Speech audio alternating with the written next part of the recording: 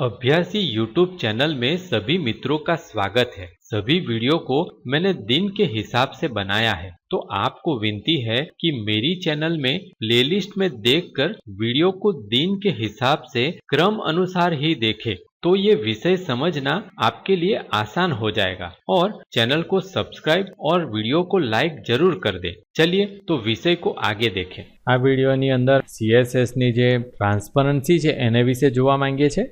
હું તમને એના એક્ઝામ્પલ પહેલાં બતાવું। 9 અને 10 નંબરના બે એક્ઝામ્પલ આપણે જોવા માંગીએ છીએ, પણ આપણે પહેલાં 9 નંબરના એક્ઝામ્પલને નોટપેડમાં ઓપન કરીશું અને એને આપણે અહીં સાઈડ પર લઈ લઈએ અને એની સાથે રન પણ કરી દઈએ। રન કરી દઈશું તો વધારે સારું રહેશે। જોવા મળે છે કે અહીંયા ગૂગલ ક્રોમની અંદર આ રીતના દેખાય છે ને આપણે બીજા બ્રાઉઝરમાં પણ જોઈ શકીએ કે IE માં પણ જોઈ શકીએ કે IE માં પણ આ રીતના આપણને લગભગ સરખું જ જોવા મળે છે। આ રીતની ટ્રાન્સપરન્સી અહીંયા જોવા મળે છે કે જે બેકગ્રાઉન્ડ કલર છે એની ટ્રાન્સપરન્સી આ જો 1 ટ્રાન્સપરન્સી આપીએ 0.1 તો આટલી ટ્રાન્સપરન્સી, 0.3 તો આટલી ટ્રાન્સપરન્સી આવશે, 0.6 આપીશું તો આટલી, અને ફૂલ કલર આટલો આપણને જોવા મળે છે। તો એની માટે આપણે અહીંયા તમે જોશો તો પહેલું આપણે બોડી ટેગની અંદર 4-5 P ટેગ લખેલા છે કે જેની અંદર આપણે આ બધી બાબતો લખેલી છે 1 2 3। અત્યારે મેં વેબ પેજની અંદર કોઈ બહુ મિનિંગફુલ વસ્તુ નથી કરેલી, ફક્ત જે પોઈન્ટ સમજવા માંગીએ છીએ એ જ વસ્તુ અહીંયા બતાવેલી છે। એની અંદર બધા અલગ અલગ ક્લાસ લખ્યા છે કે 0.1 3 6 અને ફૂલ। તમે નામ કોઈ પણ આપી શકો, પણ એક કોઈ ક્લાસ હોવો જોઈએ। પણ આપણે 1 2 3 4 એવા ક્લાસના નામ એટલા માટે નથી આપતા કે જેથી આપણને ખબર ના પડે કે આ શું છે, એટલા માટે આપણે આ રીતના થોડા મિનિંગફુલ નામ આપીશું। હવે અહીંયા એ ક્લાસને પ્રોપર્ટી લખી છે કે જો 0.1 હોય એટલે કે પહેલું જે P ટેગ છે એની અંદર બેકગ્રાઉન્ડ કલર અને એની અંદર જેમ આપણે અગાઉ ચર્ચા કરી ગયા એ પ્રમાણે કે RGBA ફંક્શન આપણે વાપર્યો છે, રેડ ગ્રીન બ્લુનો આલ્ફા આપણે ચેન્જ કરવું છે, એટલે RGB આલ્ફા વાળું ફંક્શન આપણે વાપર્યું જેની અંદર રેડ કલર ફૂલ આપણે લઈએ છીએ। તો તમે અહીંયા જોશો તો 255 જોવા મળે છે, એટલે કે ફૂલ રેડ કલર, ગ્રીન અને બ્લુ 0 0 છે, એટલે ગ્રીન અને બ્લુ કલર આપણે નથી લેવાના, ફક્ત એકલો રેડ કલર લઈએ છીએ ને એ પણ ફૂલ। અને એની અંદર આલ્ફા જે છે એટલે કે ટ્રાન્સપરન્સી જે 0.1 જ કરી દીધી છે, 0.1 કરી દીધી એટલે ફક્ત આટલી ટ્રાન્સપરન્સી થઈ જશે। જો અત્યારે એની પાછળ કોઈ વસ્તુ નથી, પણ જો આની કોઈ પાછળ વસ્તુ હોત, બેકગ્રાઉન્ડ હોત, તો એ આપણે આની અંદરથી ક્લિયર દેખાત। તો એ આપણે અહીંયા જોઈએ છે। એ જ રીતે આપણે બીજું RGBA ફંક્શનની અંદર ફરી પાછું એ જ લીધું, પણ અહીંયા 0.3 લીધેલું છે, અહીંયા 0.6 લીધેલું છે, અને ફૂલ માટે આપણે આલ્ફાવાળું કમાન્ડ લેવાની જરૂર નથી, ફક્ત આપણે એકલું RGB ફંક્શન આપણે વાપર્યું। ફક્ત આપણે RGB ફંક્શન વાપરીશું એટલે ફૂલ આવશે, અથવા તો આપણે આલ્ફા વાપરીને એની અંદર 0 પણ કરી દઈ શકીએ કે આપણે કોઈ ટ્રાન્સપરન્સી નથી જોઈતી, પણ એને બદલે આપણે ડાયરેક્ટલી પેલું જ ફંક્શન વાપરી દીધું છે। તો આ વાપરવા માટેથી આ રીતે અલગ અલગ ટ્રાન્સપરન્સી કરી શકીશું, એ આપણને અહીંયાથી જોવા મળે છે। હજુ આપણે એનો એક પ્રેક્ટિકલ એક્ઝામ્પલ જોઈએ એટલે આપણે આને બંધ કરીશું, આને પણ આપણે બંધ કરી દઈશું। 10 નંબરનો જે એક્ઝામ્પલ છે એને આપણે નોટપેડમાં ચાલુ કરીશું। 10 નંબરના એક્ઝામ્પલની અંદર ટ્રાન્સપરન્સીનો વધારે ઉપયોગ કરેલો છે।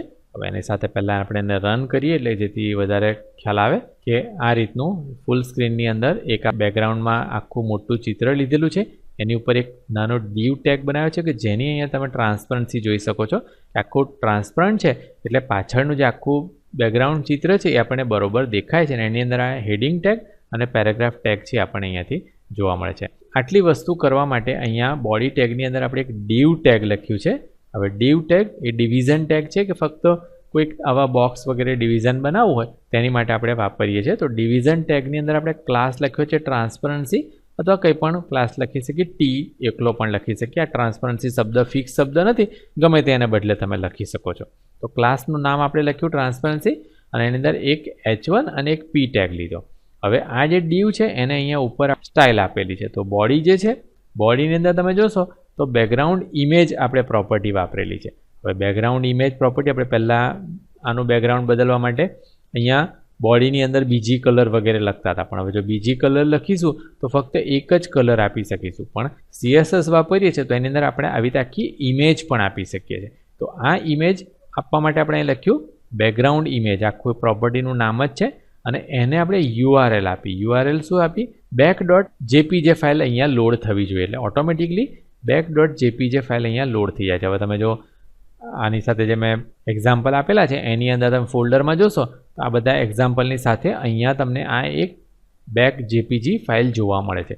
જો આ બેક જેપીજી ફાઇલ હું ડિલીટ કરી નાખું તો મને આ ફોટો નહીં દેખાય. જે પણ જગ્યાએ આપણું HTML ફાઇલ હોય ત્યાં આ રીતના એક ફાઇલ હોવી જોઈએ કે જે ફાઇલ આપણે ડાયરેક્ટલી અહીંયા કોલ કરી શકીએ આ રીતે URL આપીને. પણ જો એ કોઈ ફોલ્ડરની અંદર હોય, એટલે ધારો કે આ CSS ફોલ્ડર છે તો એક ઇમેજ ફોલ્ડર હોય ને એ ઇમેજ ફોલ્ડરની અંદર આ બેક ડોટ ઇમેજ હોય તો પછી અહીંયા મારે આ રીતે ઇમેજ આમ લખી અને ત્યાર પછી આમ સ્લેશ છે આપવાનું રહેશે.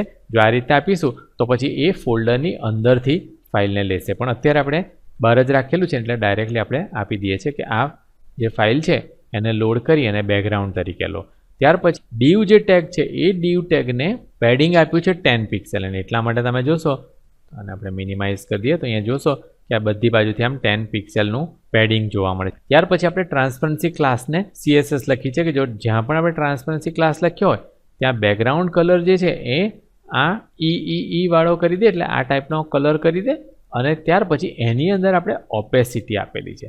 હવે ધારો કે હું અત્યારે એક વખત ઓપેસિટી શબ્દ કાઢી નાખું અને સેવ કરી અને પછી તમને બતાવું કે કેવી રીતનું દેખાશે. તમે જોશો કે લગભગ લાઇટ ગ્રે, એકદમ લાઇટ ગ્રે એટલે કે વ્હાઇટ જેવો જ ઓલમોસ્ટ કલર અહીંયા આપણને જોવા મળે છે. પણ એ વ્હાઇટ કલર એટલો બધો ઓપેક કલર છે એટલે કે એટલો બધો ડાર્ક કલર છે કે એની પાછળની કોઈ પણ વસ્તુ આપણને જોવા નથી મળતી. હવે આપણે જેમ જોયું કે કોઈ ટેગ વગેરેનો કલર આપણે આપતા હોય તેમાં ડાયરેક્ટલી આપણે RGBA ફંક્શન વાપરી શકીએ. પણ આવું જો આપણે ક્લાસની અંદર લખતા હોય તો આપણે આ ઓપેસિટી વાપરી શકીએ. ઓપેસિટી ડાયરેક્ટલી 0.5 આપણે કરી દઈશું એટલે 50% જેટલી ઓપેસિટી થઈ જશે. અને આ પર્સન્ટને આપણે વધારી શકીએ, ઘટાડી શકીએ, કંઈ પણ કરી અને આપણે અલગ અલગ કરી શકીએ. ધારો કે હું આને 8% કરી દઉં અને પછી સેવ કરીને આને રિફ્રેશ કરીશ, તમને જોવા મળશે કે વધારે ડાર્ક થઈ જશે. અને એ રીતે આપણે વધારે એકદમ ટ્રાન્સપરન્ટ જોઈતું હોય આપણે 2% કરી દઈએ, સેવ કરીએ અને પછી કરીશું તો એકદમ લાઇટ થઈ જશે. તો આ રીતે આપણે અલગ અલગ ઓપેસિટી આપી ટ્રાન્સપરન્ટ કરી દઈ શકીએ છીએ. તો હવે આ જે આખો એક્ઝામ્પલ છે એ પણ તમે તમારા નોટપેડની અંદર બનાવો કે જેથી તમને વધારે ખ્યાલ આવશે. હવે આપણે એટલું યાદ રાખવાનું છે કે આ ઓપેસિટી વગેરે જે CSSની પ્રોપર્ટી છે એ નવા બ્રાઉઝરની અંદર જ બરોબર સારી રીતે વર્ક કરે છે. જો કે બહુ જૂનું તમે બ્રાઉઝર વાપરતા હોય એટલે કે IE7 કે IE8 વાપરતા હોય તો પછી એ ઓપેસિટી વગેરે નહીં વાપરી શકો તમે. કે ગૂગલના પણ જો તમે જૂના વર્ઝન વાપરતા હોય તો તમે ઓપેસિટી ડાયરેક્ટલી નથી વાપરી શકતા. અને એ જ વસ્તુ બીજી બધી પ્રોપર્ટીમાં પણ લાગુ પડે છે કે જે પ્રોપર્ટી તમારા બ્રાઉઝરની અંદર જો ના દેખાતી હોય તો તમે W3ની સાઇટ પર ચેક કરી શકો કે એ પ્રોપર્ટી એ બ્રાઉઝરમાં વર્ક કરે છે કે નહીં. જોકે આની અંદર મેં જે ગૂગલ ક્રોમ છે એ લેટેસ્ટ છે, મારું ઇન્ટરનેટ એક્સપ્લોરર એ 11 વર્ઝન છે. મિનિમમ 11 વર્ઝન તમે વાપરતા હોય તો જ તમને આ બધી બાબતો બરોબર દેખાશે. એ યાદ રાખવાની જરૂર છે કે જ્યારે પણ જો તમારી કોઈ પણ પ્રોપર્ટી ના કામ કરે તો તમે બે વસ્તુ ચેક કરો. એક તો તમે સ્પેલિંગ બરોબર લખ્યા છે કે નહીં, સ્પેલિંગની મિસ્ટેક ના થાય એટલા માટે આપણે નોટપેડ++ કે એવું કોઈ પણ એડિટર વાપરીએ કે જેની અંદર પ્રોપર્ટી આપમેળે આવી જાય છે. એટલે આપણે પહેલાં 2-3 કેરેક્ટર લખીએ એટલે પ્રોપર્ટી આવી જાય એટલે પછી ટેબ કીથી આપણે લઈ શકીએ એટલે સ્પેલિંગ મિસ્ટેક ના થાય. અને બીજી બાબત આપણે એ ચેક કરવાની છે કે આપણું જે બ્રાઉઝર છે એ લેટેસ્ટ હોવું જોઈએ અને જે પ્રોપર્ટી આપણે વાપરીએ છીએ એ પ્રોપર્ટી આપણું બ્રાઉઝર દેખાડી શકે છે કે નહીં એ આપણે ધ્યાનમાં રાખવાનું છે. અને જો ના દેખાડી શકતું હોય તો એની માટેના ઓલ્ટરનેટિવ વેબ પેજની ઉપર આપવામાં આવેલા છે, એ તમે પોતે સર્ચ કરીને જોઈ શકો છો કે ઓપેસિટી માટેનો ઓલ્ટરનેટિવ શું છે. તો એ CSSના જે ઓલ્ટરનેટિવ છે એ લખી અને એની અંદર એ જ ઇફેક્ટ લાવી શકો છો. ये वीडियो देखने के लिए आभार।